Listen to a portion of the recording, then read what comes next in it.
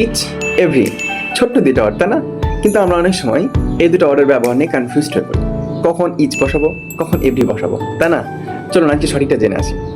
First of all, each দুইটা sentence, each student are excited, each student is excited, কোনটা সঠিক?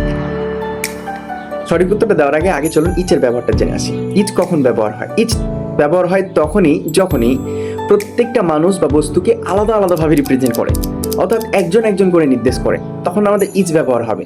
এটা যদি বুঝতে না পারি, ছোট্ট একটা শর্টকাট হচ্ছে ইচের পরে নাউনটা এবং ভার্বটা সিঙ্গুলার হবে।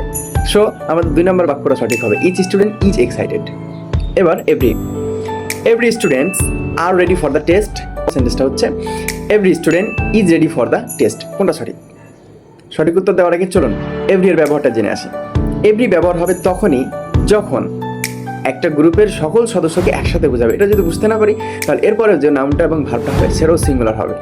সো আমাদের 2 নম্বরটা সঠিক হবে, every student is ready for the test. এখন কথা হচ্ছে, ইচ আর এভরি তো রুলস তো একই হয়ে গেল, তাহলে এদের ভিতরে পার্থক্য কি?